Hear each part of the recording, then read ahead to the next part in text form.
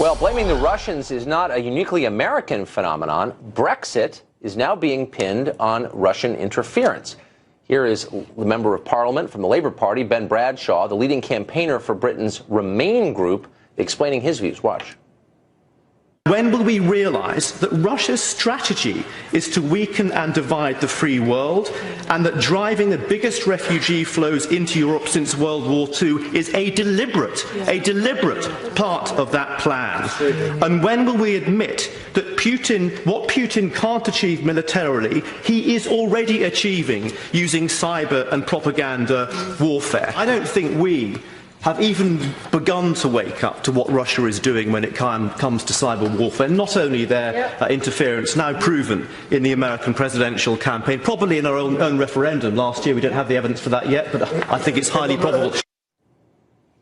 Joining us now is Nigel Farage. He's the European Parliament member who spearheaded the Brexit movement. Mr. Farage, thanks for joining us tonight. So do you believe that Mr. Bradshaw has evidence to back up his assertion that the Putin government was likely behind Brexit? I think it's the most hysterical thing I've yet seen. I mean, ever since June 23rd, when we voted for Brexit, there have been all sorts of excuses that have been rolled out. But now to blame it on Russian cyber hacking, I think they've reached a new low. I mean, look, we're seeing this concerted campaign here in the States to try and sort of say, well, Trump wouldn't have won unless Putin had intervened. Frankly, 2016 has been a year of political revolution. The people have spoken. Yes. There's been massive change. And what we're seeing from the establishment and their friends in the liberal media, frankly, they can't accept the result.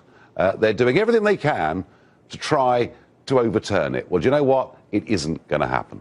So it seems to me this is a manifestation of an anti-democratic, small d democratic impulse where the people in charge are not interested in hearing from voters, and so they are making excuses for what is obviously, voter desire as expressed at the ballot box and blaming someone else, like the Russians. Well, the people, those in charge think they are cleverer, better educated, more worldly. They can do a far better job directing our future than we, the peasants, possibly ever could. It's based on this incredible arrogance. And if you look at the way the European project was set up, it was designed so that voters couldn't really change things. And how interesting that Hillary Clinton had seen the European Union as a model for a much bigger form of global common market. So, goodness, isn't it just right that Trump followed on from Brexit? And what we're saying is we want nation-state democracy. What we're saying is actually we don't want to be talked down to or sneered to by bureaucratic, liberal, global media elites. We will make our own minds up on our own future, and you can try as hard as you want to say that it's all some, cooked up conspiracy by Putin. Nobody believes it. They just look like bad losers. Well, one common thread between the European elites and the American elites is they never blame themselves.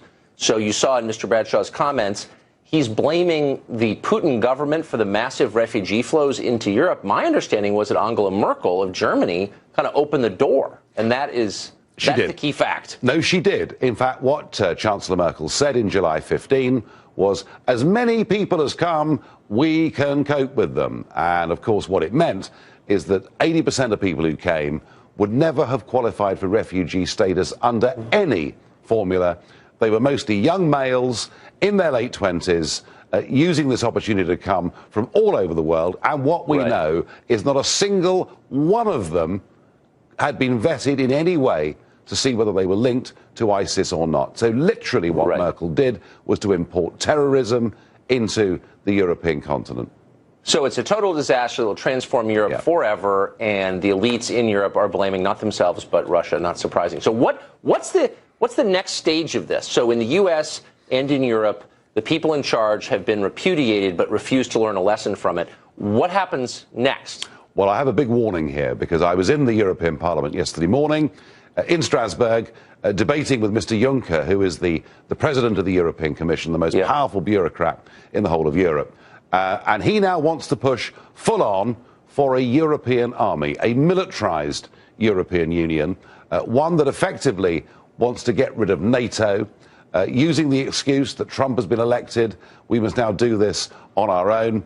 And in tandem with militarizing a continued push to the east.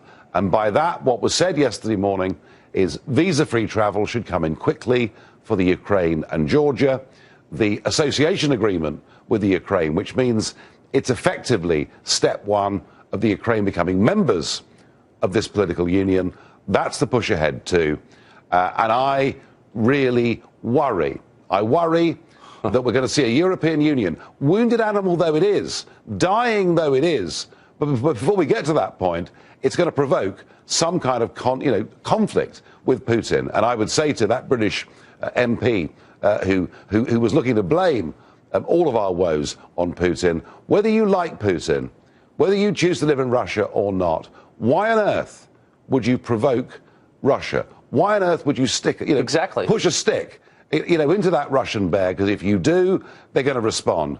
And that's why I really hope that President Trump can change things fundamentally. Let's at least start talking to Russia. But let's be aware that NATO is now directly under threat, not from Donald Trump, but from Juncker and the European Union, who want their own army. Exactly. And the left in Europe has so much in common with the left here.